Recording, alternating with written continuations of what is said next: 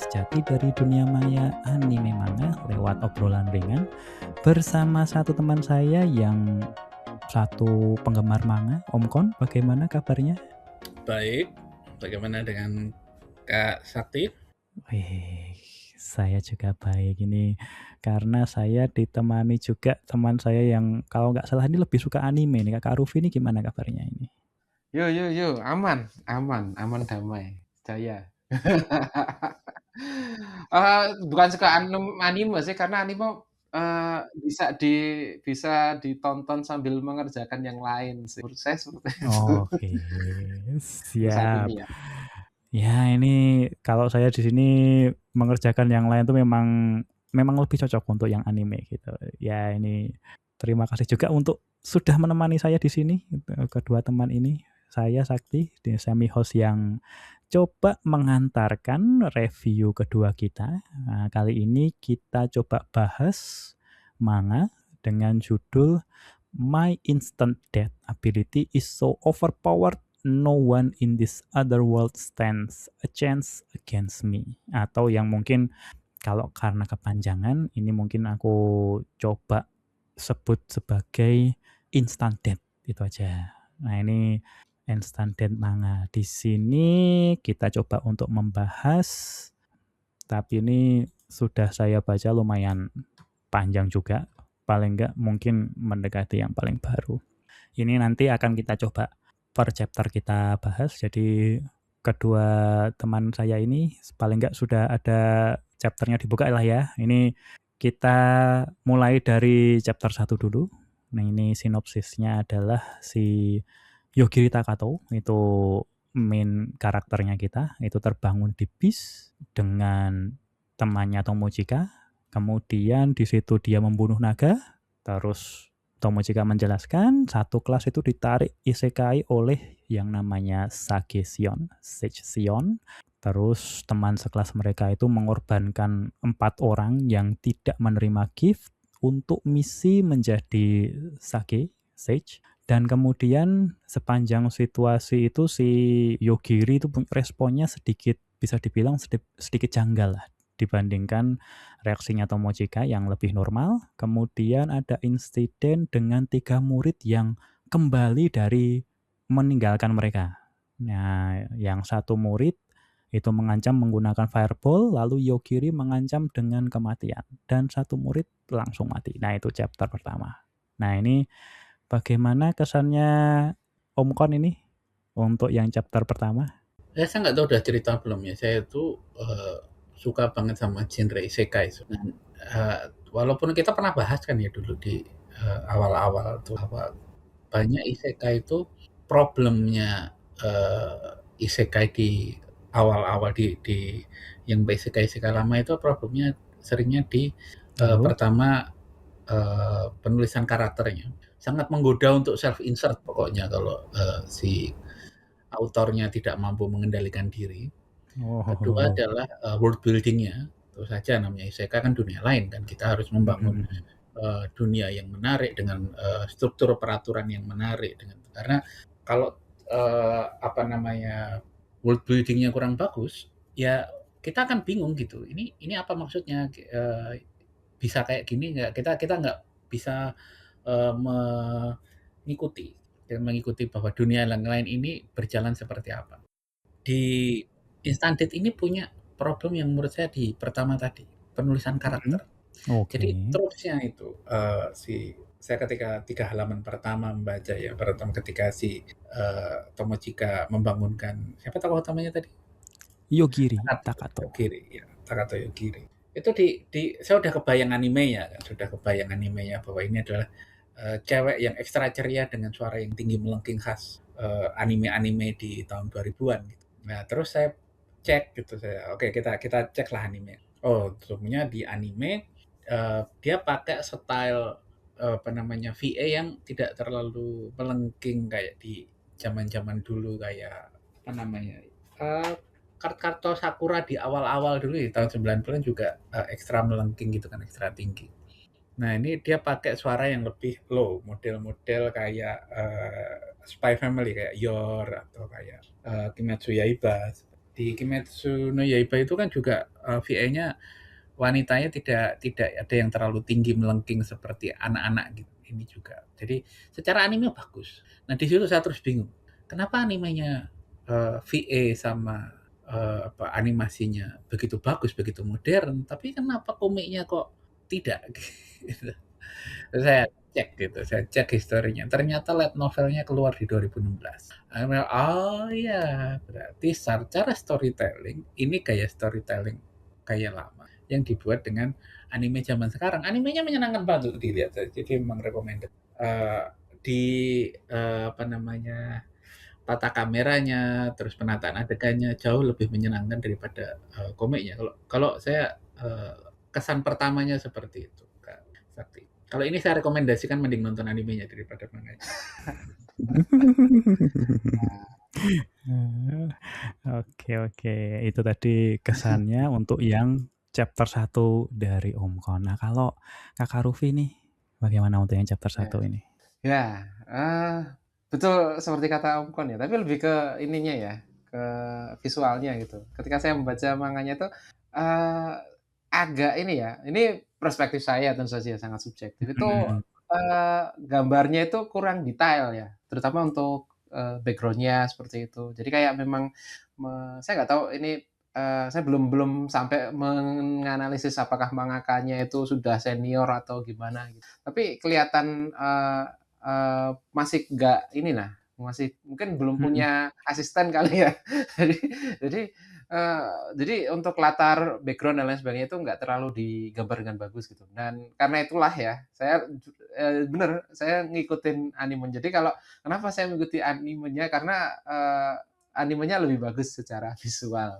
Dan, eee, kesan pertama ketika, eee, menonton atau membaca manga ini, Instant Death ini, itu saya menemukan ada manga lain yang mirip mirip sekali dengan, manga ini. Kalau nggak judulnya kalau nggak salah ini ya, Instant Death and Destruction apa ya, Instant Death and Destruction of the Weakest Magician. Jadi makanya ketika saya searching kan, karena saya pengen nyari animenya, akhirnya saya searching, lah kok ada judul lain dengan premis yang mirip. Nah ini kembali lagi, ini kayak kita menyambung episode pertama nih sih, kayak tentang premis ya. Ternyata premis seperti ini tuh kekuatan overpowered itu banyak gitu ya. Salah satunya ya yang itu, dan kebetulan yang ini nggak hanya premisnya sama, tapi judulnya juga sama-sama menggunakan instant death. Nah, si manga yang satunya itu bener-bener dia, isekai. Jadi ada, eee, kekuatannya adalah magician, jadi instant death-nya magician gitu. Nah, saya agak bingung pas itu loh, kok ada manga yang beda gitu dengan ini. Nah, nanti kita mungkin akan kita bahas, tapi pertama ya itu, premis ini overpowered kayak gini tuh, trope-nya itu sudah banyak dipakai ya. Ini kayak mirip kayak One Punch Man, mirip kayak mungkin saya kurang tahu, Psycho 100 itu gitu ya, itu juga overpowered Mob gitu ya. Psycho. Heeh, Mob Nah, Psycho ya. Terus, ya, cukup banyak Death Note gitu ya untuk yang instant death yang lebih ke, trailer gitu. Trup-trup seperti itu cukup banyak dan, menurut saya bagian yang mungkin menarik ya, itu karena di sini dia yang berbeda dengan yang lain-lain itu ya, dia dipasangkan dengan justru malah dengan ceweknya itu. Jadi itu kayak kayak gaya komedi Strike Man itu loh, yang kita bahas di Gak Manga ya. Nah itu, ya. Spiderman dan, Funny Guy gitu ya. Ya si cowoknya itu kadang dia nggak sadar gitu ya, nggak sadar ngomongnya apa. Nah si si ceweknya itu jadi kayak strike-nya gitu yang dia menjelaskan, "Seharusnya kamu yang lebih parah kekuatannya," kayak gitu-gitulah. Misal dia mengomentari, kekuatannya aneh gitu, "Lah kamu lebih parah kekuatannya," kayak gitu.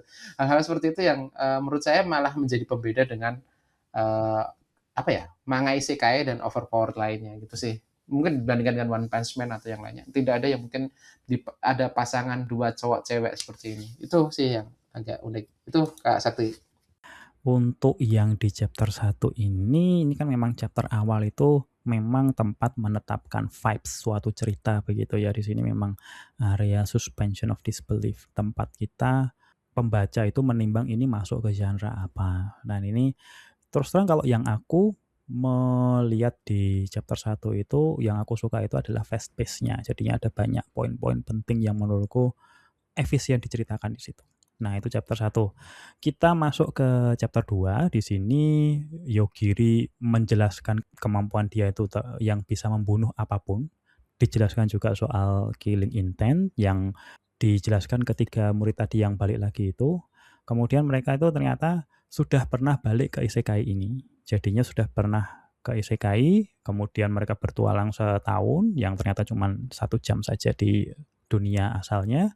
Kemudian satu murid yang selamat yang namanya Hanakawa, karena 2 yang lain itu tidak memahami bahwa si Yogiri itu punya kemampuan membunuh apapun, ya kan. Di situ dia menjelaskan kenapa kalau mereka yang sudah punya kekuatan yang sebelumnya kok nggak melawan si naga. Nah, itu ternyata karena memang si Sion itu memang terlalu kuat dan mereka memang mau nggak mau harus patuh.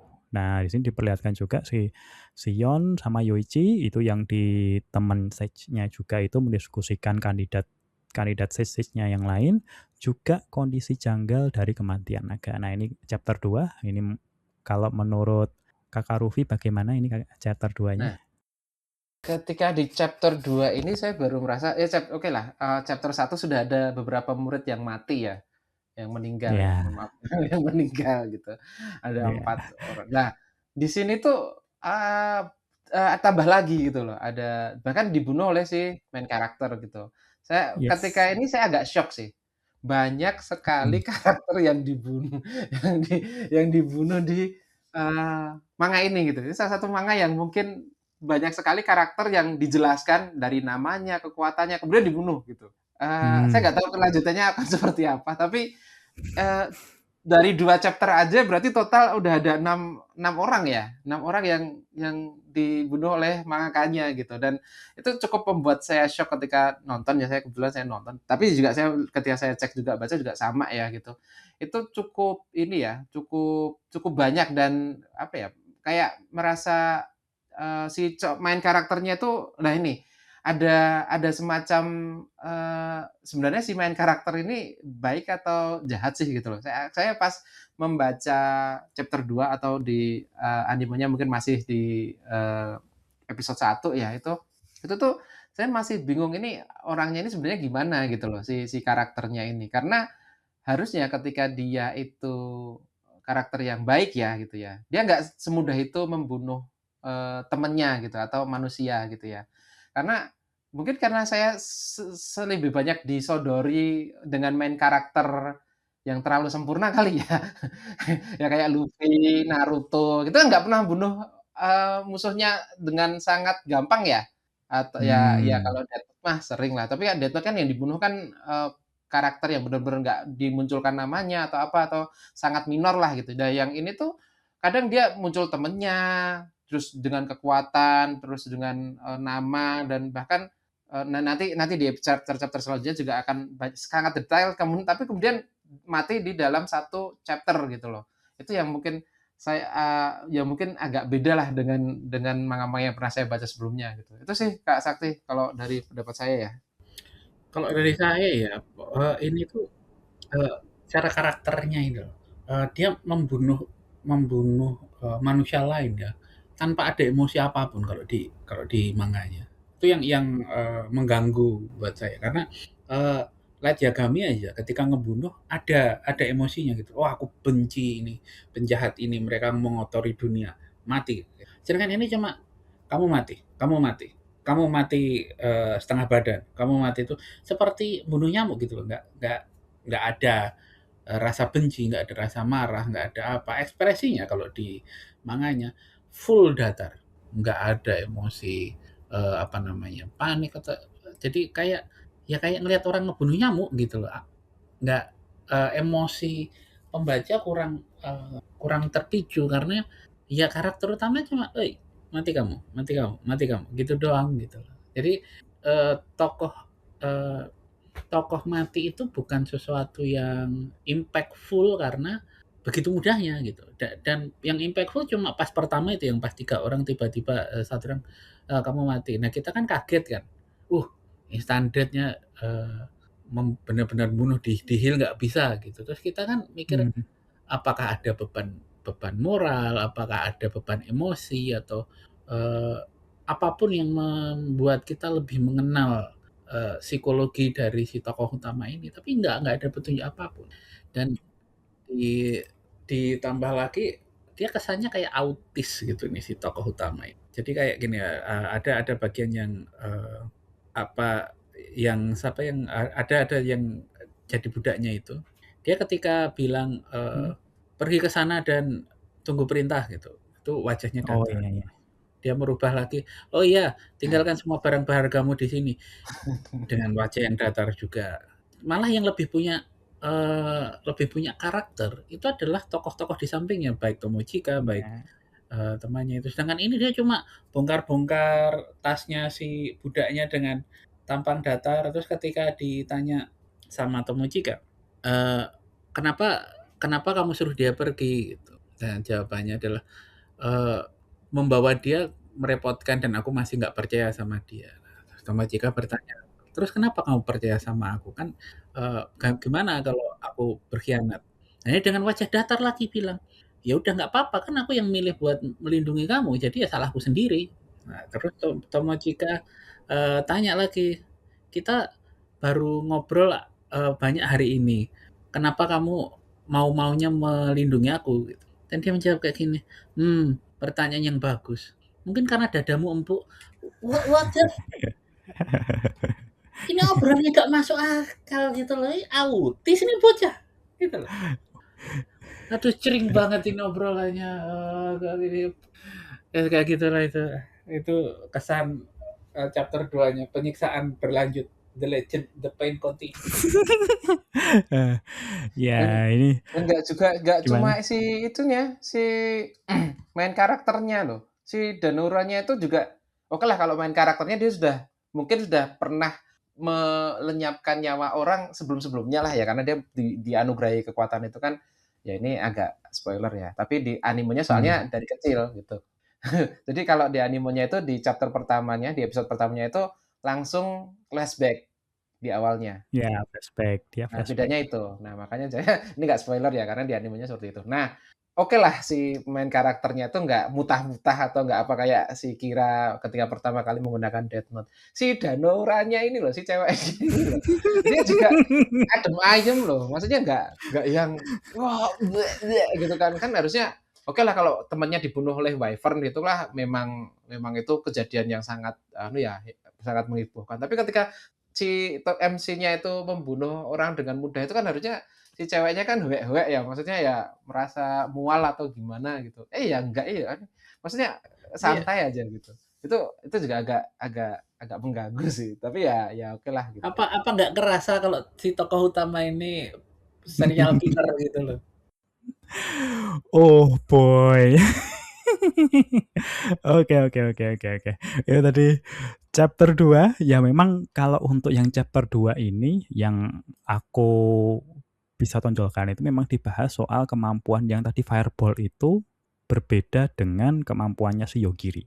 Jadi kan si 3 murid yang pertama itu kan si salah satunya kan menunjukkan kekuatannya ya. Pish, gitu. Wah ini coba lihat, ini ada api yang bisa keluar dari tanganku.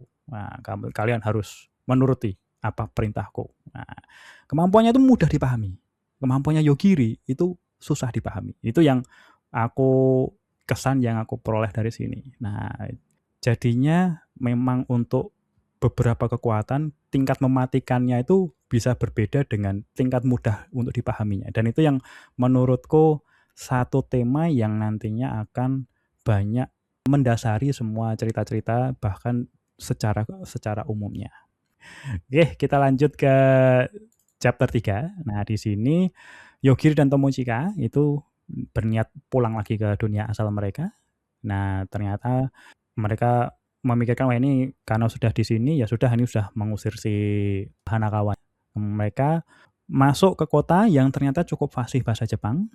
Nah, di situ juga banyak pendatang isekai dari Jepang juga jadinya mereka oke ini ya kayak turis-turis gitu. Jadi mereka sudah memikirkan itu menyesuaikan kulturnya. Nah, di sini juga mereka bertemu dengan Mireyu yang menemani belanja yang ternyata mengincar mereka yang tidak punya gift. Jadi mereka dicek, oh ini nggak punya gift ini.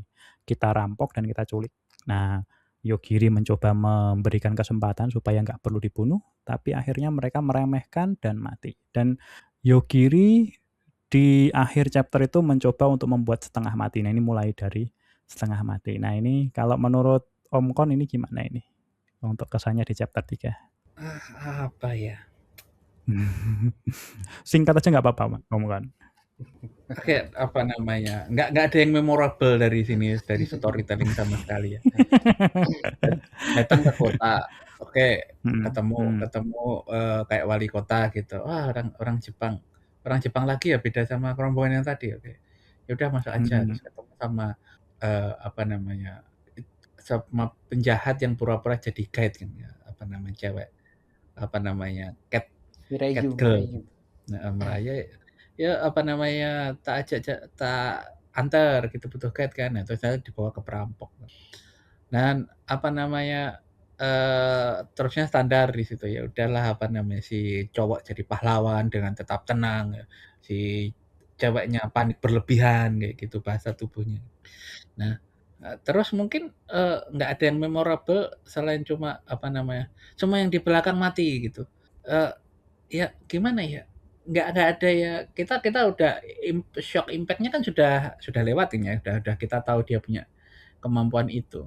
Eee, tapi kayak gini, kalau kayak kita kalau misal saya harus ngasih analogi nih, bayangin kita nonton John Wick lah. Apa sih yang bikin John Wick itu berbeda dengan Die Hard, film-film, seperti Taken, adalah ketika dia nembak, semua orang bisa nembak pakai pistol kan yang ending-endingnya tapi cara dia nembaknya itu ada yang dengan cara digulat dulu terus ditembak dalam jarak dekat, menembak dengan pose jongkok, dengan pose melompat apa-apa. John Wick menggunakan skillnya itu dengan sequence gitu loh, dengan ada urutan-urutan gerakan yang menyenangkan untuk sedangkan ini cuma kamu mati, kamu mati.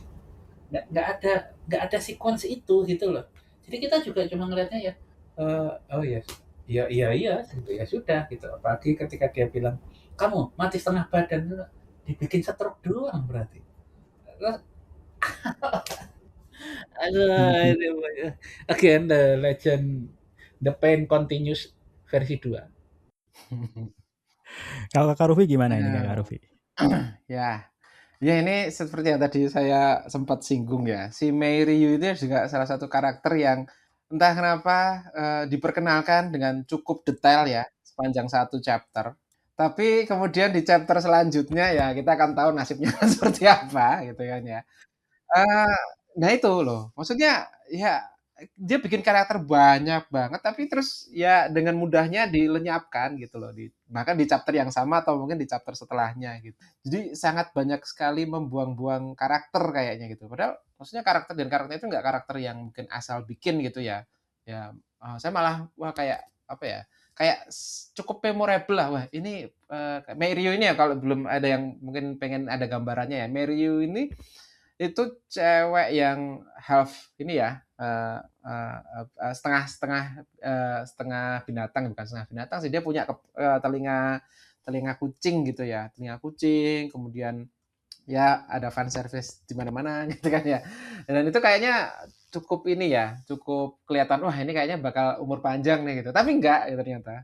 Ya nanti di chapter selanjutnya. Cuma di sini tuh benar-benar yang tadi ya, bahwa bahwa banyak karakter atau ini contohnya yang diperkenalkan dengan cukup detail dan mempunyai apa ya, gambar bahkan dapat satu misal ini kalau saya jadi mangaka ya gitu ya, itu satu halaman itu gede banget loh untuk proporsi seperti itu gitu loh.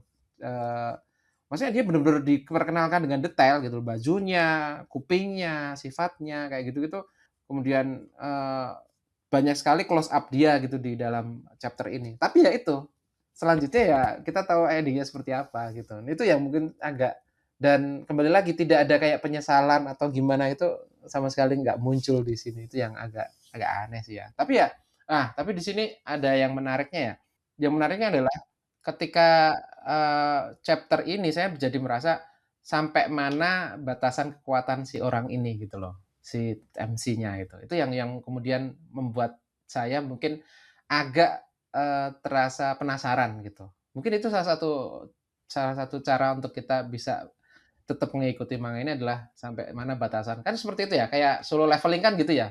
Ini sampai mana nih batas levelnya si tokoh MC-nya gitu. Ini sama, ini sampai mana kekuatan instant death-nya ini bisa untuk melawan Sage yang wah kekuatan magicnya gede-gede banget itu. Nah itu sih, ini yang membuat kita menjadi penasaran mulai dari chapter ini.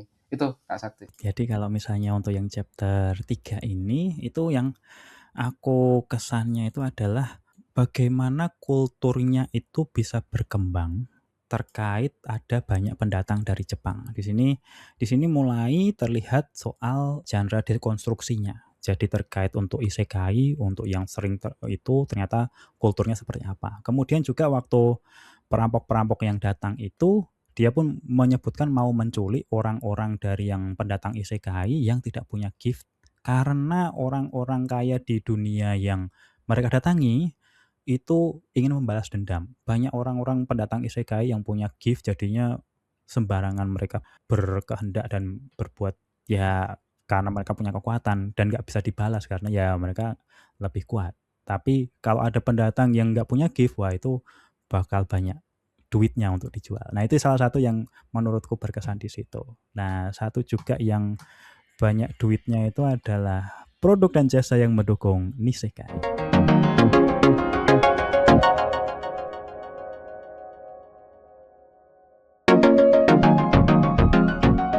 Dan kita balik lagi setelah di chapter 3 kita masuk ke chapter 4 ini.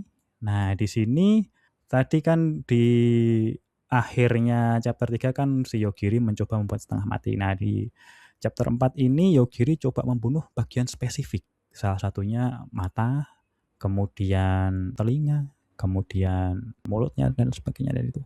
Nah, itu mereka satu persatu dari perampoknya itu si Yogiri itu mencoba mengetes menahan kekuatannya, tapi malah tidak efisien dan malah jadi menyiksa. Jadi akhirnya ya dia langsung ya mau tidak mau membunuh secara penuh gitu. Kemudian yang terakhir yaitu Mireyu itu dia mencoba untuk mendelay, membunuh tapi mencoba menahan jadinya tetap lama. Lebih lama efeknya terwujud di situ. Tapi itu juga hitungannya bukan menahan kekuatan. Nah, kejadian itu juga dilihat oleh petugas keamanan yang mengintai gerombolan itu yang mereka niatnya itu oh ini biar mereka diculik dulu jadi si petugas keamanannya itu tahu oh markasnya di sini biar mereka bisa itu. Tapi karena mereka mati mereka dituduh oh ini gara-gara kalian ini. Untungnya salah satu petugas keamanan menyebut oh ini mereka nggak punya gift jadi mereka dibebaskan. Kemudian satu penjahat yang dibunuh mata, telinga, dan hidungnya itu yang masih hidup dibawa. Nah, kemudian menginap di hotel, diperkenalkan karakter baru Mokomoko, Guardian Spirit Tomochika yang tahu terkait kekuatan Yogiri dan memblok gift yang mau diinstal oleh Sion karena gift itu ada sisi negatifnya. Nah, ini kalau menurut Kak Rufi gimana kesannya untuk yang chapter 4 ini? Ini mohon maaf ya kalau ini jadi kesannya kita jadi tukang kritik. Tenang, nanti di bagian akhir nanti aku akan mengglazing kita. Tenang saja. Tenang saja. Tapi gini loh, ini yang agak aneh adalah yang pertama yaitu ya yang tadi saya lanjutkan tentang si Mireyu akhirnya di sini juga ikut dilenyapkan ya nyawanya gitu. Satu itu. Terus yang kedua tentang dia mencoba sejauh mana kekuatannya bisa spesifik, bisa sebagian atau enggak itu malah di chapter ini. Padahal kan dia hidup selama mungkin belasan tahun ya, mungkin dia anak SMA, mungkin dia udah 15 tahun atau 17 tahun mempunyai kekuatan itu. Kok ya sebelum-sebelumnya enggak dicoba gitu loh kekuatannya itu untuk misal dia ketemu penjahat di jalan terus dia coba gitu. Kenapa harus di sini dia setelah sekian lama itu mencoba kekuatannya gitu ya. Oke, kita tahu lah mungkin itu untuk ngasih tahu kita sebagai penonton gitu ya, sebagai pembaca, oh ini loh batasan kekuatannya, oh dia bisa membunuh, dia tidak hanya bisa membunuh nyawa tapi dia bisa mematikan sesuatu apapun, entitas gitu loh, kayak misal penglihatan, dia bisa mematikan penglihatan. Jadi di sini sudah ditunjukkan bahwa kekuatan instant death-nya itu nggak cuma ke nyawa atau ke sesuatu yang hidup, tapi sesuatu yang tidak hidup gitu, bukan makhluk hidup pun bisa kena instant death-nya itu, termasuk penglihatan gitu. Nanti mungkin akan di chapter yang selanjutnya akan ada juga penjelasan juga tentang ini. Tapi di sini kelihatan seperti itu. Tapi permasalahannya adalah kenapa setelah 17 tahun setelah dia masuk ke isekai dia baru uji coba seperti itu. Kenapa nggak dulu gitu? Nanti akan ada juga di chapter selanjutnya bahwa sebenarnya masa lalunya juga dia agak ya nanti kita bahas di chapter selanjutnya. Yang penting itu sih. Jadi agak mau loncat ke chapter selanjutnya soalnya gitu karena saling berhubungan. Tapi yang jelas itu sih ketika saya nonton karena saya belum nonton yang sebelumnya selanjutnya ya. Jadi pas itu agak penasaran juga kenapa dia nggak mencoba kayak ketika dia masih kecil gitu. Itu sih. Itu Kak Sakti. Jadi kalau tadi kan Kak Rufi yang chapter sebelumnya tuh bilang ini ada karakter yang Catgirl tadi kan sudah didesain dengan desain karakter yang unik, diperkenalkan tapi cuma keluar satu chapter terus dibunuh. Itu menurut saya tuh masih lumayan lah, masih lumayan penting lah. Jadi ada manga yang namanya Gokuragai, karyanya Yuto Sano, sekarang lagi ongoing di Shueisha kan di Manga Plus. Nah, di situ itu ketika markas si tokoh utama ini diinvasi sama musuhnya, datanglah dua penjaga, dua kepala security dari kantor markasnya itu kan. Itu desainnya bagus banget, desainnya bagus, penuh dengan ornamen. Kita akan mikir, wah ini pertarungan yang seru. Dua panel bos mati. Aku mikir mangakanya itu buat bikin wajah, kostum, aksesoris ini butuh berapa lama gitu loh.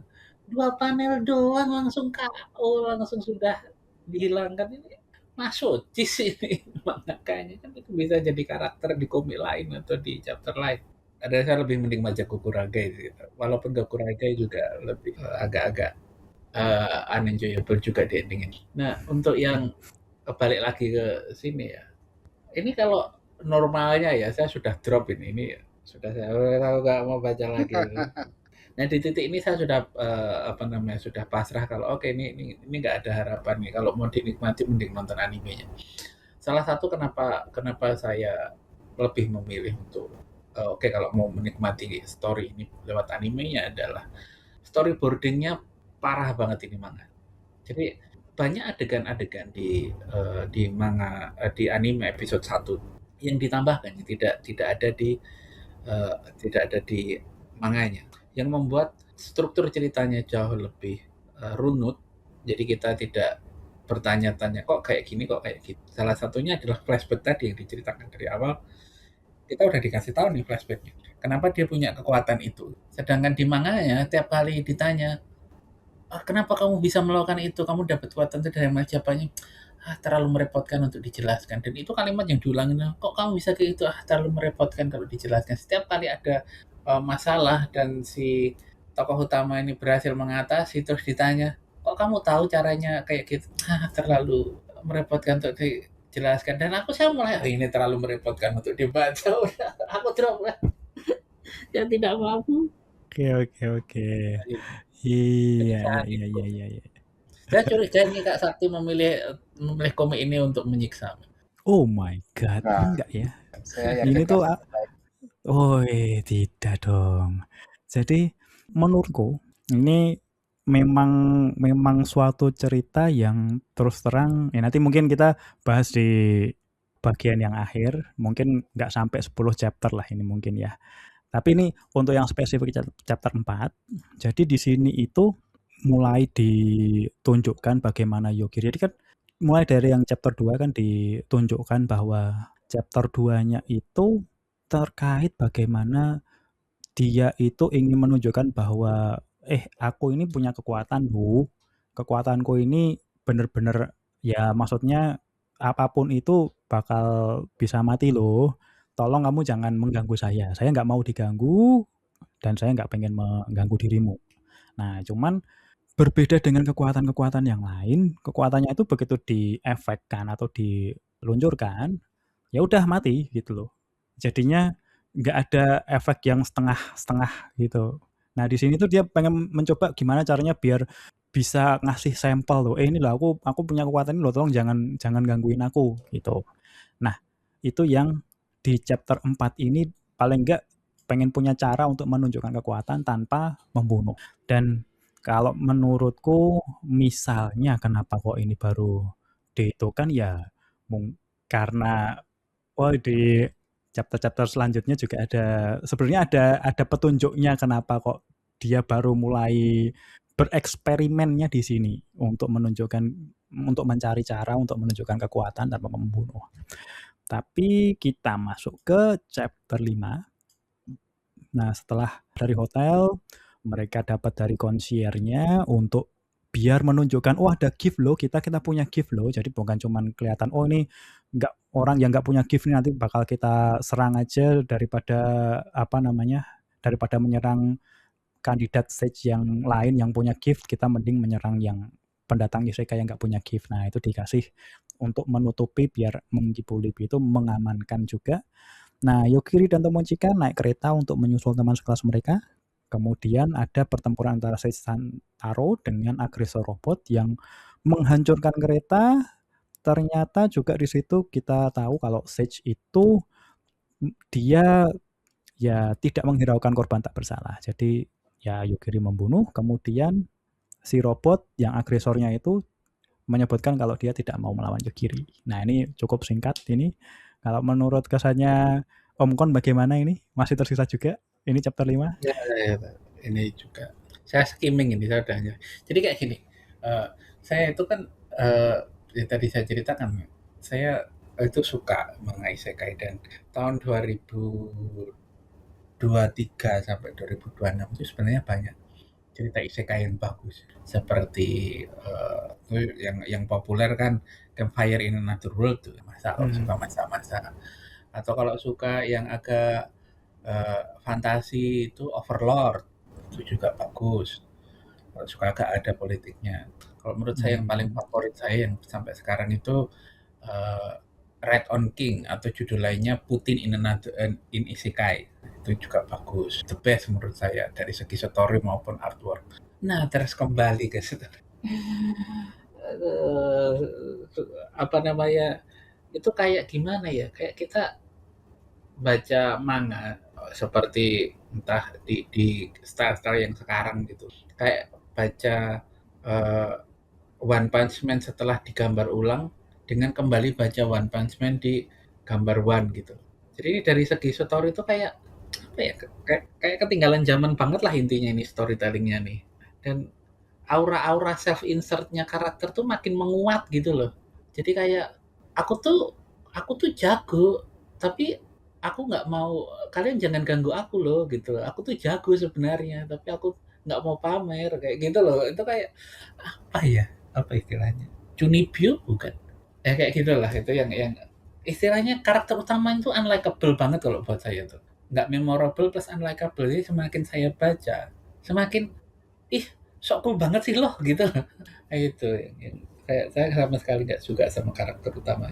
Ending-endingnya kalaupun misal katakanlah musuhnya itu menyerang si tokoh utama, terus musuh si katakanlah tokoh utama dirampok, perampoknya diserang pakai skillnya tokoh utama, kamu yang mati, terus saya sedih kok yang mati perampoknya sih bukan tokoh utamanya.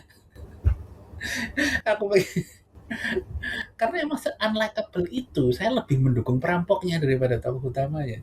Itulah begitu kesannya Kak. Ya sudah lepasin nggak ngikutin lagi plotnya. Oke. Kalau Kak Rufi gimana Kak Rufi?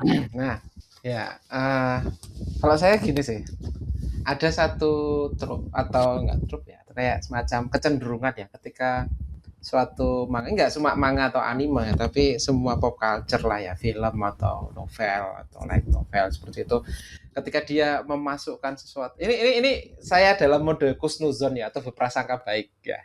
Itu adalah Waduh. ketika suatu pop culture itu di awal itu memasukkan plot yang banyak hole-nya, kemudian banyak karakter yang ini apa sih sebenarnya kok tiba-tiba muncul seperti ini, kok ada robot, terus ada ini gitu, saya akan selalu berprasangka baik bahwa oh ini pasti akan dijelaskan, ada plot twist, akan ada sesuatu tabir yang terbuka di chapter-chapter mungkin puluhan atau ratusan chapter selanjutnya seperti itu. Jadi ketika di situ, nah ini kan biasanya kayak gitu kan. Ketika ini kayak apa ya? Udah pernah nonton film ini nggak? One Shoot of the Dead apa kalau nggak salah ya? Itu One Shoot of the Dead kayaknya. Nah itu satu film Jepang, One Cut of the Dead tahun 2017. One Cut of the Dead. Kalau teman-teman nonton, nah itu seperti itu. Itu film yang, ini ngapain sih ini kok plot di awal kok aneh gitu ya. Tapi percayalah kalau kalian bertahan menonton film itu sampai akhir, kalian akan menemukan salah satu film ya paling revolusioner yang pernah ada. One Cut of the Dead. Itu film Jepang tahun 2017 gitu. Tapi memang kita harus bertahan dengan 30 menit atau 30 menit lah, setengah jam di awal yang sangat aneh, sangat membosankan dan sangat tidak proper untuk sebuah film layar lebar. Nah, tapi itu. Nah, seperti itu. Saya selalu gara-gara nonton itu ya, di masa pandemi dulu itu, saya jadi sekarang jadi berpikir kayak gini, bahwa oh siapa tahu banyaknya plot hole, karakter yang muncul tiba-tiba, terus semuanya tidak dijelaskan, kemudian ini kenapa, ini itu kenapa, tujuannya apa gitu. Saya akan selalu berpikir bahwa oh mungkin akan ada chapter-chapter selanjutnya akan ada plot twist atau sesuatu yang keren di balik itu, atau ada misi tertentu, oh robotnya ternyata ini ada hubungannya dengan siapa, masa lalunya si karakter utama atau gimana, itu selalu seperti itu. Jadi kalau di sini sih saya melihat seperti itu ya gitu. Ya jangan hianati prasangka baik saya gitu. Dan jangan juga membuat kita sebagai seorang pembaca itu sebelum sampai ke bagian bagusnya itu yang plot twist atau apapun itu, kita sudah drop kayak Om Kon itu ya, langsung di drop itu ya, jangan seperti itu. Nah itu sih, pokoknya chapter-chapter selanjutnya harus dijaga supaya kita tidak drop duluan sebelum bagian bagusnya muncul itu sih Kak Sakti. Jadi kalau yang di chapter 5 ini kesanku itu lebih ke arah oh ini ada yang pihak agresor dengan pihak Sage yang mereka itu berkonflik. Nah, kemudian kalau kesanku itu di sini mulai ditunjukkan kalau Sage itu bukan sesuatu yang baik begitu. Ya walaupun di awal Moko juga sudah bilang kalau ini tuh sisi negatifnya untuk diinstal untuk gift itu apa efeknya. Nah, ini kita melanjut ke chapter 6. Nah, di sini kan si robot itu kan mencoba menghindari konflik dengan Yugiri. Nah, si robot itu mengaku membela diri aja karena dianggap oleh si Sage Santaro itu sebagai invader. Nah, dari robot itu diketahui kalau si robot itu invader itu karena memang pindah dari beda dunia. Jadi kayak si Yugiri dan Tomochika. Nah, di situ jadi ternyata ada nih si robot itu juga punya kemampuan untuk pindah dunia juga. Nah, terus tapi kita kembali ke penjahat yang selamat dari Yugiri yang ditunjukkan dieksperimen oleh Sage namanya Lain. Nah, di sini ditunjukkan bahwa efek kematiannya Yugiri itu nggak bisa dibatalkan, walaupun matanya dicabut kemudian disembuhkan tetap nggak. Terus di situ disebutkan kekuatannya si Sage Lain itu, dia itu kemampuan yang undead. Kemudian di situ juga ada hero yang ternyata ingin membalas dendam ke si Lain itu, tapi si Lain tetap selamat dari serangan ultimate-nya si hero, dan disebutkan kalau dia itu ingin menyasar atau mentarget Yugiri dan Tomochika. Nah, ini kalau Kakak Rufi di sini ini ada sedikit dibuka terkait robot ini. Nah, itu gimana kesannya? Betul. Tapi kan si robotnya itu dari mana, terus tujuannya yang sebenarnya ya, kita nggak tahu di luar kata-katanya si robot itu kan masih ada sesuatu yang disimpan kan, missionnya apa, the real gitu ya. Si robot itu apa itu kan belum kan ya, belum dikuak lah gitu. Nah masih jumlah ini, makanya saya kadang sekarang berprasangka baik ya, kalau kita agak bingung di awal itu siapa tahu itu memang cara mangakanya untuk menyusun puzzle supaya nanti ketika di akhir wah ternyata ini loh kenapa robotnya muncul saat itu, siapa tahu seperti itu ya gitu. Itu nah jadi saya sih berusaha untuk tidak langsung memaki-maki tidak memaki atau tidak mengedrop ini ya si manga ini atau anime. Karena saran selalu berprasangka baik. Nah ya saya mungkin cukup berkesan adalah ya ketika si Lain ini mencoba mengambil matanya si mencungkil itu terus Penjahat, dikasih mata lagi, ternyata nggak bisa, tetap kalau nggak salah ya tetap tetap tetap nggak bisa ya melihat gitu.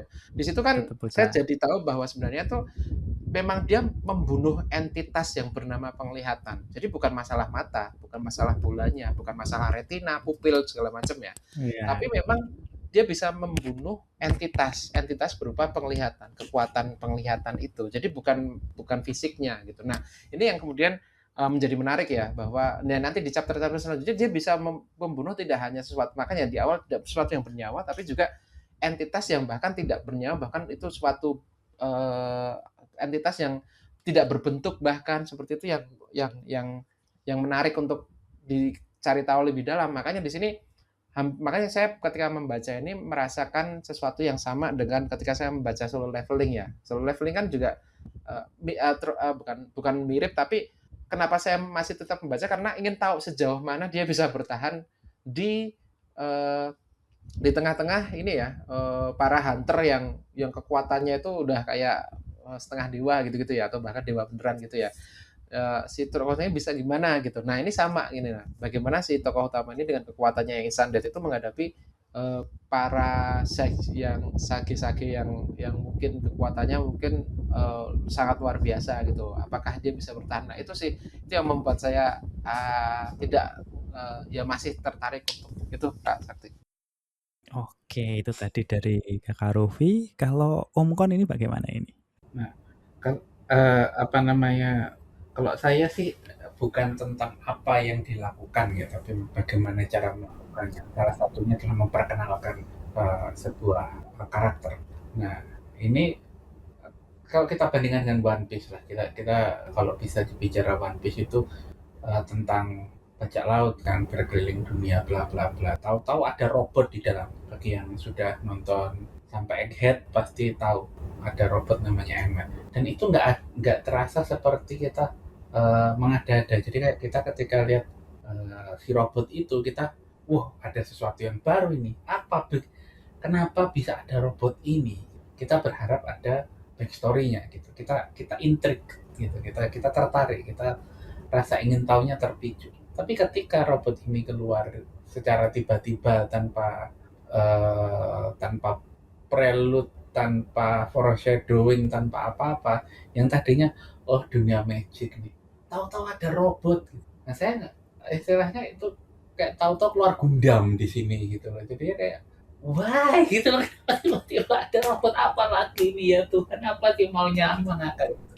Jadi ketika mau cross genre pun salah satu cross genre yang uh, sangat bagus itu kan dandadan kan ya, baik itu dari alien jadi kaiju versus dengan mecha, itu pun ada kayak apa namanya, kita ada sedikit ancang-ancang gitu loh ketika mau ada robot. Kita oh iya wajar ada robot karena sudah ada prelude-nya gitu. Kalau di One Piece adalah prelude-nya itu ternyata Kuma adalah robot, jadi ketika ada robot lain ya wajar. Ini habis apa namanya, habis tentang magic tiba-tiba ada robot. Yang kedua, kalau misalnya tadi yang disampaikan Kak Rufi adalah penasaran apa sih, mampu nggak ini si tokoh utama mengalahkan para sage. Nah salah satu ada saya lupa siapa, Nolan kalau nggak salah, Christopher Nolan bilang bikin film Superman itu susah karena Superman itu overpower, nggak terkalahkan. Maka kita harus bikin sesuatu yang membuat dia bisa dalam bahaya. Jadinya karena nggak seru kalau misalnya tokoh utamanya itu nggak punya celah gitu loh, nggak punya kekurangan. Alasan kenapa Batman lebih disukai karena Batman itu kan secara karakter aja punya banyak kekurangan, baik apalagi secara superhero-nya. Si Superman sudah sangat kuat, baik, rendah hati, tidak sombong. Jadi untuk bikin cerita Superman yang bagus, Superman harus dibikin dalam situasi yang Superman tidak mampu atasi. Sedangkan di sini semuanya mampu diatasi. Kalau saya ya ditanya apakah tokoh utama bisa ngalahin Sage? Ya bisa. Orang instant death-nya itu bukan kayak sesuatu yang bisa dihalangi seperti attack lawan defense. Seperti yang dikatakan Kak Rufi tadi, ketika dia membunuh penglihatanmu mati, itu walaupun ganti mata, tetap nggak bisa melihat karena yang mati penglihatan. Mau diganti kayak apa? Nah, ketika bertemu saya tinggal bilang, kamu mati. Nggak bisa diblok, bos. Sudah pasti menang. Nggak ada rasa kepo bagaimana. Gimana ya dia akan ngalahin Sage-nya? Ya tinggal bilang, lu mati, selesai. Gitu ya. Oke. Itu tadi terkait yang tidak ada kepo atas sesuatu yang pasti gitulah ya. Dan memang kalau untuk sesuatu yang pasti, itu ada satu juga yang pasti, yaitu adalah produk dan jasa yang mendukung isekai.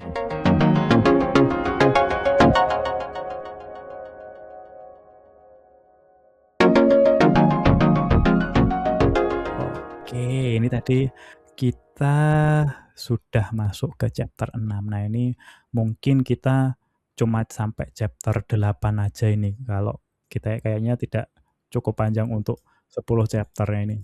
Oke, kita masuk ke yang chapter yang 7. Ini robot menegosiasi supaya tidak diserang oleh Yugiri karena dia tahu terkait kekuatannya si Yugiri. Kemudian juga menginformasikan soal yang apa saja yang diperlukan oleh Yugiri dan Tomochika untuk kembali ke dunia asal, dan juga memberikan item untuk Tomochika. Nah, di situ disebutkan bahwa mereka butuh koordinat dan suatu tenaga yang besar untuk mereka bisa kembali. Nah, setelah itu Yugiri dan Tomochika sampai ke kota Hanabusa, dan di situ bertemu dengan Tachibana yang punya gift dominator dengan haremnya yang berniat kemudian begitu bertemu si Tachibana langsung menawarkan ke Tomochika untuk bagaimana kalau aku jadi lover kamu. Nah, kemudian setelah itu si lain juga mendiskusikan dengan Shion soal bagaimana mereka mentarget Yugiri. Kemudian juga ada satu karakter yang namanya Masayuki yang menyebut kalau misalnya aku yang datang berarti tidak masalah kalau kota Hanabusa hancur. Nah, ini kalau menurut Om Kon bagaimana ini kesannya? Ya makin bingung. Makin bingung, luar biasa. Ini story-nya mau dibawa kemana gitu. Jadinya oke, ada beberapa informasi tambahan kan ya. Jadi kayak si tokoh utama bertanya ke si robot gitu kalau apa kamu punya info buat balik ke duniaku? Robotnya bilang nggak tahu, aku cuma bisa balik ke duniaku. Aku nggak tahu cara balik ke duniamu. Oke, berarti banyak dunia paralel yang nyambung ke sini. Tapi salah satu yang pertanyaan terpentingnya adalah kenapa awalnya dunianya bisa nyambung ke sini itu kayak nggak dipertanyakan gitu loh. Jadi kayak si tokoh utama oh aku berada di dunia baru. Gimana ya caranya balik? Tapi dia sama sekali tidak bertanya, kok aku bisa dibawa ke sini gitu. Karena biasanya cara kita datang itu merupakan petunjuk bagaimana cara kita kembali kan. Nah, dia tuh nggak tahu apakah aku dipanggil atau apa secara di ini ya di manganya ya. Mungkin dijelaskan dengan lebih baik di animenya. Menurut saya ini si autornya itu masih belum masalah skill issue gitu, masih belum bisa bikin cerita yang runtut. Jadinya kayak aku harusnya ngasih ini dulu sebelum aku harus bikin permulaan cerita dulu, info awal lalu dikembangkan, nggak langsung tiba-tiba kejadian. Nah seperti itu sih, nggak ada informasi baru, nggak ada yang ini mau si tokoh utama tuh akan tujuannya apa gitu, motivasinya apa. Dia cuma kayak ya udah berkelana, cari info caranya balik, udah gitu. Tapi untuk yang itu kayaknya sih udah sedikit banyak dijelaskan ya sebenarnya ya. Jadinya di awal itu waktu si Shion itu menunjukkan diri di bis, dia menyebutkan bahwa memang mereka itu merekrut Sage. Jadinya perlu Sage itu, Sage-nya itu perlu diperbarui lah. Jadi mereka membuka atau menarik orang-orang dari dunia yang lain untuk menggantikan Sage yang di dunia tersebut memang banyak yang membuat Sage itu ya banyak yang mati lah istilahnya gitu. Nah kemudian waktu untuk tekniknya memindahkan orang itu Itu memang dijelaskan juga sama si robot bahwa itu kayak membuka lubang di tanah. Jadi kan dunia paralel itu dia kayak ada yang lebih atas, ada yang lebih bawah. Nah, dunianya yang ini, dunia ceritanya itu termasuk yang bawah banget begitu. Jadinya semakin jauh turunnya itu semakin perlu energi. Tapi kalau misalnya dari atas tinggal dibuka lubang aja cukup mudah untuk jatuh ke bawah. Nah, itu makanya agak susah untuk kembali karena arahnya naik, istilahnya gitu untuk menjelaskannya seperti itu. Nah, Oh. itu kalau Om Kon. Nah, kalau Kakak Rufi gimana? Bentar, Atau saya mau gimana? tanya. Nah, jadinya malah ini sih agak Eh, ada plot hole gitu ya. Maksudnya gimana? si yang ditemuin 3 orang yang di awal tadi loh, itu katanya kan bolak-balik kan Iya, ya? Udah pernah ke situ iya, terus balik ke dunia asal ya. Berarti dia yes. ini saya karena belum nonton sampai sampai Oh Kak Sakti iya. ya. Berarti dia udah Oh, bisa menyelesaikan semua persyaratan itu berarti dengan kekuatan verbal dan apa itu bisa gitu ya berarti 3 orang yang di awal nah, itu atau itu memang masih ada jadi nanti pertanyaan? dijelaskan di akhir, memang dijelaskan di akhir. Jadinya nanti Oh, mungkin kalau misalnya dirimu mau meneruskan, jadi saya tidak spoiler dulu. Tapi oke, ada itunya. ada penjelasan. Sama kayak robotnya pun juga dia Oh, masuk itu dia nggak ada di dunianya yang sekarang ini yang isekainya ini karena tubuh aslinya itu ada di itu itu di dijelaskan dunianya. detailnya. Di situ. Jadi dia bisa balik karena tubuh aslinya itu ada linknya gitulah. Heeh. Jadi Begitu. Jadinya saya jadi ya itu penjelasannya seperti itu. Jadi ya sebenarnya makanya itu berarti kan sebenarnya semua yang terjadi kekacauan ini kan sebenarnya ada penjelasannya kan ya dan si Oh, mangaka kan iya. lebih memilih untuk menyimpannya dan membiarkan para pembacanya kebingungan bahkan sampai ngedrop seperti Kak Om Kon gitu ya itu ada plus Ini minusnya sih kalau tidak dijelaskan gitu ya karena Iya, kan iya. gimana kayak Kak gini Om? kan, tarik ulur pun ada itunya, ada rule-nya gitu loh. Oh, Jadi ya. kalau diulur terus gitu, kayak kita mancing, mancing itu kan kita nggak narik terus-terusan kan, ada kalanya kita ulur biar, apa namanya, dia gerak dulu, kita tarik lagi, ulur, tarik, ulur. Bayangkan kita mancing, talinya kita ulur terus, kan ya kabur ikannya. Iya, nah Ini itu. sama seperti itu.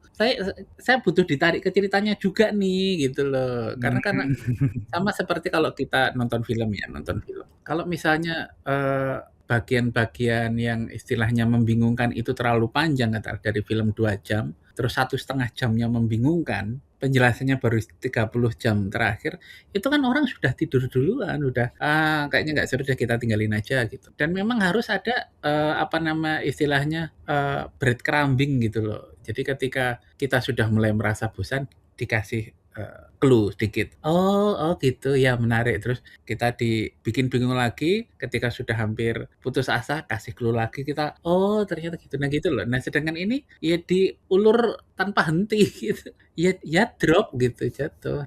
Apa namanya, ketertarikannya makin turun ketika sebelum sebelum benar-benar nggak peduli kan harusnya dikasih, apa namanya, daya tarik gitu loh. Sama sama seperti yang, dulu pernah Kak Ruby bilang kan, ketika ketertarikan pembaca berkurang, editor mungkin menyarankan, "Oke tambahin cewek, oke tambahkan karakter ini, ganti genre lah, ganti ini," kayak gitu kan. Ini nggak seperti itu gitu, seperti itu. Nah, jadi sama sekali nggak ada breadcrumbing-nya yang istilahnya kayak kita nih, apa namanya, seperti, mempekerjakan orang lah kasarnya. Kita kerja apa namanya, kita kerja, "Oke ya, nggak gajimu tak tahan dulu ya," gitu. Sesuatu yang dinanti payoff-nya itu ditahan. Nah, tahannya terlalu lama, orangnya kabur gitu. Sama seperti ini, saya berharap ada payoff dalam ceritanya ini. Nah, ini udah jalan 7 chapter nggak ada payoff-nya ini. Mau Eh, sampai kapan? iya. Gitu kalau saya. Ya, tapi di sini Om, jadi makanya tadi saya kasih contoh film itu One Cut of the Dead. Itu film yang coba tonton. Itu 37 menit pertama, itu tuh sampai membuat orang keluar dari bioskop. Saking nggak jelasnya dan bahkan 37 menit pertama itu sampai keluar credit title loh. Film yang credit title-nya tuh mungkin bisa saya nggak tahu keluar credit title-nya secara lengkap atau enggak. Tapi yang jelas 37 menit itu keluar credit title, orang-orang pada saya nggak tahu, pokoknya banyak diceritakan itu orang-orang sampai saking bosannya itu sampai meninggalkan bioskop. Tapi orang yang bertahan nonton gitu ya sampai akhir itu baru kasih keluar, wah filmnya bagus banget tadi itu. Padahal dan itu harus orang yang keluar kurang dari 37 menit tadi gitu loh. Nah ini makanya sejak nonton itu saya jadi mencoba bertahan ya. Kalau memang ini bagus secara review ya, saya akan mencoba bertahan seperti itu. Walaupun benar-benar plot hole-nya itu atau apa ya? Ini kayak saya melihatnya kayak apa ya? Lebih ke ini sih, kayak fan service ya, bukan dalam artian yang negatif ya, fan service yang negatif, tapi kayak misal karakter. Jadi di situ kan dia satu bis gitu ya, terus tersebar orang-orangnya, teman-temannya gitu. Terus di situ tuh para teman-temannya itu salah satunya si Tachibana dari chapter 7 ini itu kelihatan bahwa dia tuh di situ juga berkembang. Dan itu kayak kayak akan nanti ke depannya ini dalam bayangan saya, dia akan bertemu dengan satu demi satu teman-temannya gitu ya, yang sudah di situ sudah punya sudah berkembang gitu ya. Salah satunya si Tachibana itu bisa punya harem itu ya, salah satu perkembangannya gitu. Oh Nah, boy. nah, terus dia akan bertemu dengan teman-teman lainnya. Jadi kayak apa ya? Bukan kayak kayak ya, bukan suatu cerita yang utuh ya. Saya merasanya ya, ketertarikan terhadap suatu anime manga ini bukan sesuatu cerita yang bagus secara apa ya, secara naskahnya, secara skripnya, tapi lebih ke fan service dalam artian ini loh, ini kayak fan service dalam artian ini koleksi, bukan koleksi ya, kayak kita main Pokemon itu kan kita pengen tahu semua Pokemonnya kayak gimana gitu. Nah itu sama kayak gini, dia ada satu bis isinya orang-orang yang mempunyai gift tersebar, terus dia harus nemuin mungkin di jalan perjalanannya ketemu dengan teman-temannya yang mungkin sudah mengembangkan giftnya kayak gitu-gitu. Jadi selain gimana akhir dari kekuatan si Instant Death ini juga gimana nasib teman-temannya yang lain kayak gitu sih. Saya tahunya gitu dari Tachibana. Tadi Om Kon kayaknya mau ngomong. Iya, jadi itu kan lebih ke artistic choice ya. Jadi kayak apa namanya? Oh, aku punya punya waktu 90 menit atau 2 jam untuk film ini. Aku apakah akan di struktur ceritanya akan difokuskan di 30 menit terakhir yang beresiko banyak orang yang akan nggak tahan dan keluar, atau aku akan bikin di awal terus orang jadi nggak kepo atau aku potong-potong atau itu kan sebenarnya artistic choice, nggak masalah soal itu. Cuma saya pribadi ya, selera saya pribadi, saya memang pengen yang hook-nya itu ada di awal. Kalaupun nggak di awal, at least jangan terlalu di belakang. Kalau untuk yang kayak film tadi yang diceritakan oleh Kak Rufi itu jelas saya tidak akan bisa menikmati gitu karena memang ada di belakang kan. Saya mungkin akan jadi orang yang ikutan keluar dan orang yang keluar pun ketika diceritain saya yakin karena saya juga tipe orang seperti itu. Mungkin orang lain berbeda. Kalau misalnya setelah saya keluar terus diceritain, harusnya kamu itu nunggu sampai selesai. Bagus kok dijelasin semua di belakang. Saya kan cuma, enggak deh. Seperti itu. Ya sudah, 37 menit atau 40 menit pertama itu mungkin sudah cukup untuk membunuh minat saya secara keseluruhan terhadap medium itu, untuk karya seni itu. Jadi kalau saya mungkin juga akan, kalau Kak Rufi tadi kan bilang sayang gitu karena ini sebuah karya seni yang bagus, tapi orang-orang pergi karena istilahnya kalau mereka mau bertahan mereka ngerti gitu bagusnya di mana kan. Tapi kan juga perjuangan gitu loh. Dan ada orang yang rela untuk menunggu lama untuk mendapatkan payoff. Ada orang yang aku mau lebih cepat. Salah satu contoh artistic choice-nya itu kan kayak gini. Kita tahu yang juga populer saat ini kan Free Ren ya, Free Ren. Berbeda dengan Dandadan. Dandadan itu dia season 1 episode 1-nya sudah langsung ball to the wall crazy gitu, langsung hook-nya. Langsung kita tahu ini arahnya mau dibahas itu, payoff-nya sudah langsung ada di episode 1. Sedangkan ketika Free Ren pertama keluar, dia keluarnya nggak satu per satu episode, langsung 4 episode sekaligus. Karena si Netflix dan distributornya itu tahu kalau payoff-nya itu baru ada di episode 4. Makanya dikeluarkan sekaligus 4 gitu agar bisa ditonton sekaligus. Baru ketika itu, karena ada salah satu YouTuber kalau tahu Moist Critical, itu kan lumayan terkenal kalau nggak salah kan, si siapa namanya aku lupa aslinya, Charlie atau apa ya, Moist Critical tuh. Ya itulah. Dia bilang apa ini anime ngebosenin banget gini. Nah tapi ketika dia lihat kok sudah sampai season 2 penggemarnya kok masih gede aja, apa aku yang salah ya? Ya cobalah ditonton. Nah setelah dia nonton lewat dari 4 episode masuk ke episode 5 dia baru tahu, iya bagus juga ternyata, dan dia selesai dan dia baru Oh iya, aku ngerti kenapa orang-orang bilang ini bagus. Lebih ke Nah, itu sih, daya tahan saya terhadap, menunggu payoff itu ternyata tidak cukup panjang untuk story yang ini. Ini mungkin season 2 lagi baru bagus gitu, begitu oke Kak, oke. gitu Kak. Siap. Ini mungkin untuk yang terakhir nih. Ini mungkin karena kayaknya untuk chapter 8 tidak ada yang maksudnya antara Kakak Rufi dengan Om Kon mungkin belum baca juga. Nah, ini mungkin langsung kita coba tonjolkan kira-kira nilai atau value dari cerita ini menurut Om Kon bagaimana ini? Ayo, Apa ya, kira-kira pokoknya saja, Bu, yang kecil aja nggak apa-apa, Om Kon. gini, biasanya kan sebuah story itu ada 2 biasanya kalau menurut saya. Pertama, ada yang ingin diceritakan gitu kan, apa sih yang mau diceritakan. Kedua, ada pesan moral, apa sih yang pengen diajarkan gitu. Kayak seperti, apa namanya, Death Note itu menurut saya lebih ke pesan moral ya. Hmm. Kalau misalnya One Punch Man itu lebih ke apa yang ingin disampaikan, secara story wise gitu. Nggak ada pesan moralnya di One Punch Man itu. Tapi story-nya kan menarik gitu loh. Story-nya menarik, kita penasaran gitu. Dan salah satu cerdasnya One Punch Man kan karena dia cerita tentang orang di sekitar Saitama, bukan Saitamanya sendiri. Jadi seperti yang dikatakan Nolan tadi, susah membuat cerita di mana tokoh utamanya itu nggak punya kekurangan. Karena salah satu yang membuat cerita itu menarik adalah ketika ada kekurangan. Saitama pun juga ada kekurangannya, seperti dia terlalu fokus pada kebutakannya, bla bla bla, itu walaupun nggak sering dikeluarkan. Death Note tentang konsekuensinya sampai kapan, seperti di Batman itu kita akan melihat apakah kita ingin mati sebagai pahlawan atau kita akan hidup terlalu lama sampai menjadi penjahat. Kan kita awalnya di chapter-chapter awal itu saya mendukung apa yang dilakukan Light Yagami.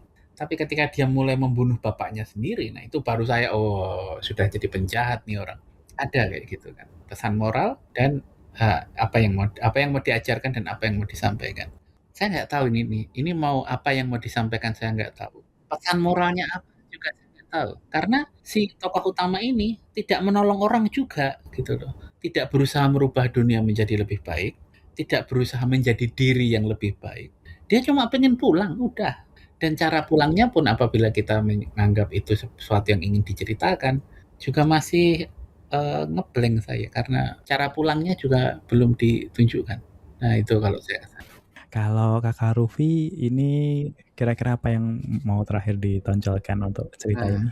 kalau saya sih ini ya. Jadi saya nggak tahu proses kreatifnya si mangaka, tapi kalau saya berandai-andai saya jadi mangakanya, saya akan mengumpulkan semua gimmick. Kayaknya kata yang paling tepat adalah gimmick ya. Gimmick dari genre isekai gitu ya. Gimmick dari genre isekai saya kumpulin semua jadi satu, terus saya coba jalankan itu semua gimmicknya. Gimmick isekai bisa banyak ya. Pertama karakter yang overpowernya, trop-trop yang sering dipakai lah. Faktanya memang ketika saya searching, bahkan saya searching anime ini aja atau manga ini aja, muncul manga yang sejenis bahkan dengan judul instant death yang sama. Ceritanya sama-sama orang yang punya kekuatan yang instant death, tapi beda. Kalau yang itu lebih ke yang satunya lebih magician gitu ya, lebih memang isekai yang tradisional gitu. Jadi kalau di sini si tokoh utamanya itu lebih ke apa ya, kayak sifat kekuatannya itu lebih ke kayak konsep gitu ya, konsep toleran dia bisa membunuh sesuatu yang bukan nyawa atau sesuatu yang tidak hidup gitu ya. Kalau si yang satunya si Instant Death and Destruction itu dia lebih ke sihir gitu, memang sihir gitu. Dan yang dunianya yang ini kan lebih ke apa namanya orang yang dia kayak nggak ada tujuannya gitulah ya, pengennya cuma keluar doang gitu ya dengan bentuk wajah yang kalem seperti itu ya. Yang satunya itu memang dia bertahan hidup gitu dan dia bisa mengalahkan misal beruang yang nyerang dia dengan satu kali serang gitu. Nah seperti itu, jadi agak berbeda. Nah jadi trop seperti itu. Kemudian teman-temannya yang di situ nyebar semua dan kekuatan masing-masing kayak gitu. Jadi kayak ngumpulin Pokemon gitu. Oke pengen tahu kalau si ini nasibnya gimana ya, si ini nasibnya gimana ya. Termasuk si temannya si Danura, ya namanya Danura ya. Si itu yang katanya teman akrab ternyata mengkhianati itu kan juga orang jadi penasaran kayak gitu. Terus trope dia masuk ke isekai harus balik kayak gitu-gitu, cara dia menemukan tempat kembali. Jadi gimmick-gimmick ini dikumpulin jadi satu, disatuin dalam satu manga, dah itu ini jadi si Instant Death ini gitu. Nah, positive thinkingnya adalah ya tadi saya belajar dari One Cut of the Dead ya, dimana di situ bayangkan One Cut of the Dead itu di Rotten Tomatoes itu untuk tomatometernya itu 100% dari 98 reviews dan opcometernya itu 84% dari 500 lebih ratings. Review 100% itu itu kan ya kalau saya sih ketika tahu itu saya tahunya juga dari Twitter ya pas itu ya Twitter itu tetap saya tahan-tahankan gitulah. Nah, apakah si Instant Death ini akan sama dengan One Cut of the Dead? Nah, itu adalah pertanyaan yang harus kita jawab gitu ya. Apakah saya harus bertahan ini dengan segala rules-nya, kemudian dengan segala karakter self-insert dan lain sebagainya yang gitu ya, yang penuh apa harus mengorbankan untuk saya memposisikan seperti Omcon itu wishlist-nya atau list manganya, animenya mungkin banyak. Jadi daripada menyanyiakan 37 menit hidupku untuk nonton ini, mending saya baca yang lebih bermanfaat gitu ya. Nah, itu yang mungkin perlu dipahami. Dan juga saya di animenya, itu saya kenapa kok sampai ke episode 5 dan nggak lanjut? Karena di situ terasa sangat filler. Saya nggak tahu ini episode di chapter berapa, tapi di situ dia bertemu dengan si juru pedang atau untuk jadi kesatria pedang suci gitu-gitu. Ya, apakah itu Swordmaster ya? Ya, Swordmaster itu ada ya. Memang ya, canon ya. Memang di manga juga ada kan ya? Ya. Iya ya, nanti ada itunya lah. Oke. Intinya jadi kayak filler gitu. Jadi kayak loh, ini kok kesini ngapain gitu kan, dia kan cuma harus ngelewati tebing ini doang gitu loh. Hal itu yang kemudian ya saya jadi ini gimana ya kalau mau lanjut agak gimana gitu. Nah, itulah mungkin saya mungkin akan merasa punya tambahan motivasi jika kayak One Cut of the Dead dengan tomatometernya 100% ya, dibandingkan saya ini belum ada kepastian ini. Ongoing juga kan ya? Itu sih. Itu ya. Kak Sakti dari saya. Tapi ini untuk yang terakhir ini saya mau tanya ke Kakak Rufi, ini menurut Kakak Rufi ini genre-nya apa ini kalau Instant Death ini? Genrenya apa ya? Mungkin kayak komedi. Menurutmu aja, menurutmu. Action komedi dengan topiknya isekai kayak gitu. Oke, kalau menurut Omcon kira-kira cerita ini genre-nya apa? Fantasi. Jadi kalau komedi jokes-nya cuma di chapter 1 yang si naga kelihatan burungnya doang, itu doang. Enggak, setelah itu enggak ada. Oke. Kalau di animenya lumayan banyak sih jokesnya, Om. Maksudnya kalau yang sampai yang kayak misal ada orang yang karena kan dirimu lumayan jauh. Lumayan jauh dirimu sampai Swordmaster. Jadinya ya wajar. Nah, jadi menurutku cerita ini bagus, tapi aku sering lihat ada ketidaksukaan bahkan kebencian ke cerita ini, dan dari diskusi ini aku sedikit banyak menangkap paling tidak satu alasannya. Pemahaman pertama suatu cerita atau pengkategorian genre. Jadi ini kalau menurutku ini adalah cosmic horror, saudara-saudara. Jadinya kalau ya cosmic horror. Nah, jadinya pengkategorian ini penting untuk author dan juga pembaca atau penonton. Semacam pemahaman kontrak dua pihak dan yang author janjikan, dan dari sisi apa yang pembaca mengapresiasi dan menikmati suatu cerita.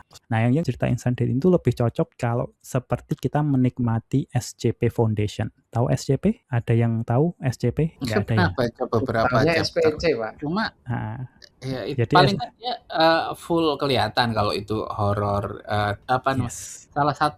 Salah satu ciri khas horor kan ada dread-nya itu, ada rasa takutnya, kekhawatiran atau apa. Sedangkan di story ini yang dari manganya tentu saja saya nggak ngelihat ada bahaya, ada ketakutan atau kekhawatiran yang disiratkan oleh karakter ataupun dialami oleh karakter. Jadi ya kayak dia cuma adventure aja, fantasi adventure gitu loh, tanpa ada. Kalau cosmic horror kan biasanya ada sebuah bahaya yang di level kosmik yang kita itu nggak bisa ngapa-ngapain gitu, kayak Armageddon, film Armageddon itu bisa dibilang cosmic horror karena nggak bisa diapa-apain kan. Kalau ada meteor mau datang ke sini atau Junji Ito yang Planet of Death itu yang ada planet hidup seperti ego itu mendekati bumi untuk memakan bumi dan nggak bisa diapa-apain. Nah itu ada rasa takutnya. Saya nggak ngelihat itu. Jadinya gini, maksudku itu adalah tidak merasakan ketakutan itu bukan berarti tidak ada yang mengerikan.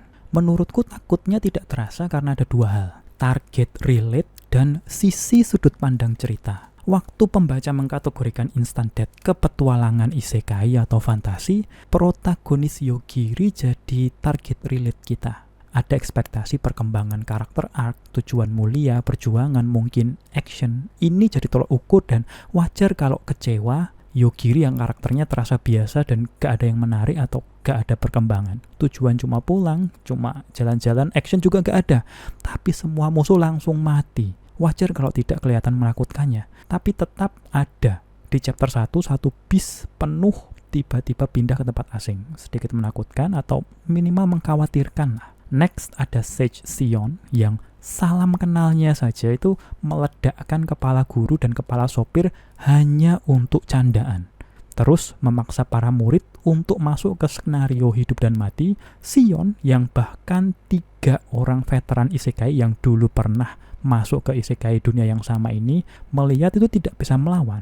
Kalau kita melihat ini dari sudut pandang orang biasa, ini menakutkan. Tapi karena target relate kita adalah Yogiri, ini tidak terasa menakutkan. Dan ini menyangkut siapa itu Yogiri, atau lebih tepatnya apa itu Yogiri. Mungkin di sepanjang ngobrol ini, diskusi ini, sudah sedikit ada info bahwa bisa membunuh siapapun, hasil yang dibunuh tidak bisa dipulihkan, tak banyak ekspresi, tapi menurutku cara paling berkesan memperkenalkan Yogiri ini adalah lewat seseorang yang bernama Aoi Hayanose. Nah, ini kita perkenalan dulu. Aoi ini seorang sage yang punya ability namanya Just World. Dia bisa menyeret siapapun ke dunianya Aoi. Jadi menerapkan perspektifnya Aoi ke realitas siapapun. Contohnya, dia bisa lihat naga besar yang terbang, terus bilang, nggak mungkin hal itu. Naga yang sebesar itu bisa terbang, dan naga itu langsung jatuh. Batasannya adalah Aoi sendiri harus percaya perspektif itu. Dan untuk mempengaruhi orang yang punya nilai takdir lebih tinggi, misalnya Nobunaga, Aoi perlu memanipulasi takdir sedramatis mungkin seperti insiden Honnouji. Aoi untuk di cerita ini itu dikirim Sion untuk menghadapi Yogiri. Dan reaksi Aoi, sage yang bisa memanipulasi realita dan melihat takdir waktu pertama kali melihat Yogiri adalah perkenalan yang paling tepat untuk siapa Yogiri itu. Aoi melihat bentuk Yogiri dari jauh, lalu coba mendeteksi kekuatan mengukur takdir Yogiri, dan seketika itu penglihatannya memburam. Dalam dirinya terasa membilit, terasa mau muntah, dia tak bisa mendengar apapun, tak bisa tetap berdiri. Yang Aoi lihat adalah suatu jalan buntu. Titik akhir dari seluruh takdir dan hanya kekosongan setelah titik itu. Sosok yang berdiri di ujung paling akhir segala bentuk dan hal. Akhir absolut dalam wujud manusia. Aku harus lari, tapi tubuhku terlalu takut untuk bergerak. Berpikir melawan itu adalah lebih dari absurd. Kita terlalu tak ada yang bisa kita lakukan melawannya. Tak satu pun, tidak ada fenomena yang bisa terjadi tanpa seizinnya. Seperti kutukan tak terkatakan, atau perwujudan bencana. Kenyataan bahwa itu punya semacam kepribadian, bahwa itu berpura-pura menjadi manusia adalah sesuatu yang tak bisa dipercaya. Ketika Aoi melihat wujud nyata Yogiri, dia mati-matian berusaha menahan instingnya supaya tidak mengantagoniskan Yogiri. Karena dia tahu kalau dia tidak sengaja menyerang Yogiri, dia benar-benar akan mati. Dan ini adalah reaksi normal seseorang bertemu dengan entitas yang menakutkan. Kita tidak takut karena Yogiri lah entitas menakutkannya. Cthulhu dalam wujud manusia. Berbeda dengan cerita isekai biasa yang tokoh utamanya adalah poin sudut pandang untuk membawa cerita tentang dunia baru. Instant Death ini menggunakan dunia baru sebagai poin sudut pandang untuk membawa cerita tentang suatu entitas kosmik horor. Horor yang tidak terlihat dari ekspektasi awal. Seperti banyak orang yang mati karena menganggap Yogiri tokoh isekai biasa karena mereka belum melihat kemampuan nyata Yogiri. Ekspektasi awal mereka itu salah. Dan ekspektasi awal ini sangat mempengaruhi bagaimana kita menentukan tolok ukur bagaimana kita menikmati suatu cerita. Cerita drama berbeda dari cerita komedi. Yang menarik adalah bahwa bahkan beberapa orang yang sudah melihat kemampuan nyata Yogiri apa yang bisa dia lakukan. Untuk orang-orang itu kadang ekspektasi awal sangat kuat sampai susah mengkalibrasi sesuai informasi yang baru dan membuat suatu tolok ukur yang baru, yang persis seperti yang anggota Nisekai alami di episode kali ini. Itu paling enggak yang ingin coba aku tonjolkan dari chapter-chapter awal Instant Death ini. Nah, tapi bagaimana dengan kalian? Ini apakah kalian pernah membaca atau menonton Instant Death? Menurut kalian apakah ceritanya menarik atau membosankan? Mungkin kalian juga punya pendapat terkait Instant Death ini. Mungkin, oh ini interpretasinya salah, atau oh ini saya setuju. Nah, silakan tulis semuanya di kolom komentar. Kami jelas penasaran. Tapi untuk sekarang, terima kasih sudah menemani kami mengobrol, and I hope you have a great day.